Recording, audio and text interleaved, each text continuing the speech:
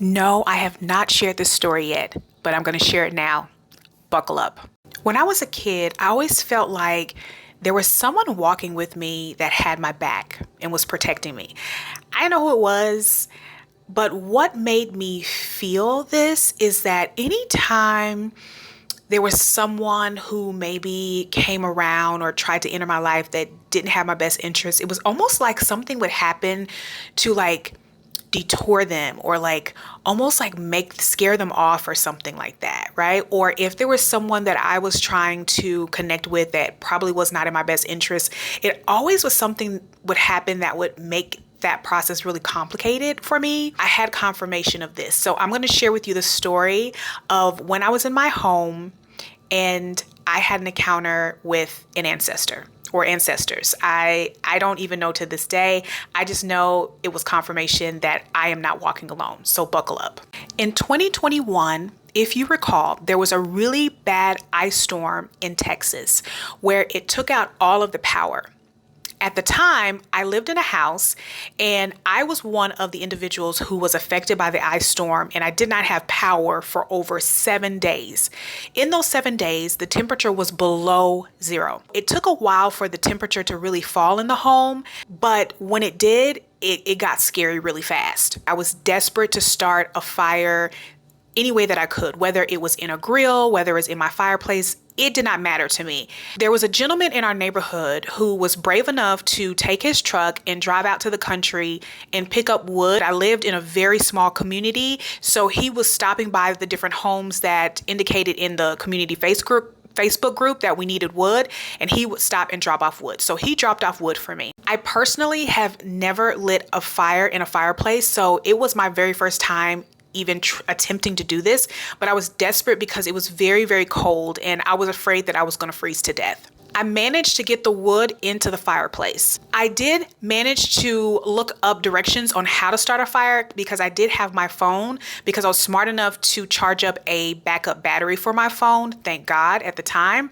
So as you can see, this gentleman is reaching his hand up into the fireplace to open up the damper. That's exactly what I did. I opened up the damper, but what I did not think about was how a lot of air was going to flow in immediately. The moment I opened up the damper, zero below air just started to flood into the house. I was completely freaking out, but I managed to stay calm. I needed to get the fire started, okay? So I attempted to light the wood that he brought, but it wasn't working because there was so much snow and ice and water that all of the wood that he brought was just really wet and it just would not light. Once I realized that I could not get the fire started, I knew in that moment I had to get the damper shut.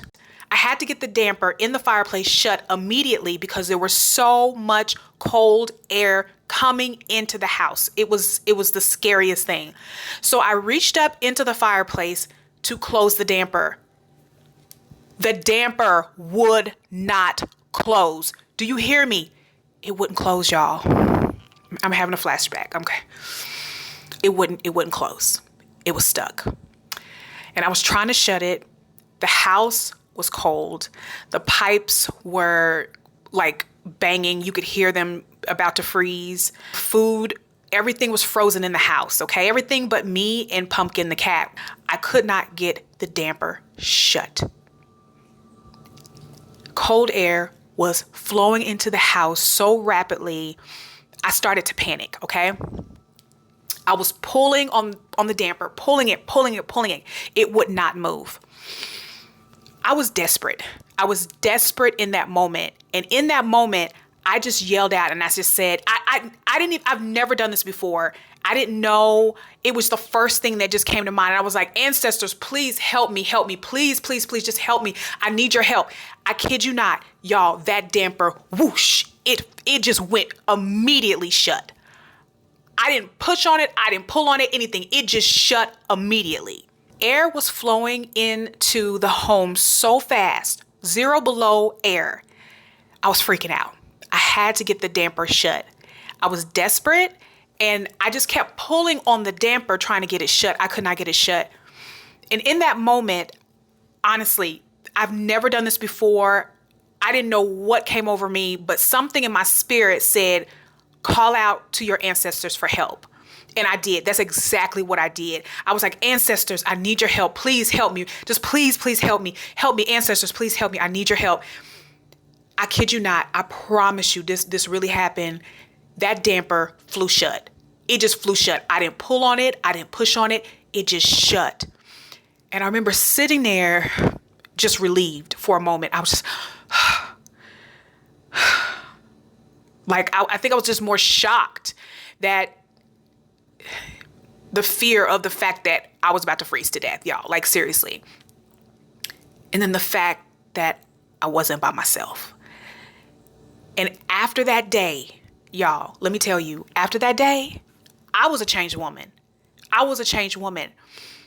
And I realized that we are not walking alone, that we have people around us that are walking with us, souls and spirits walking with us that want to help us, that is waiting to help us, is waiting for us to ask for help.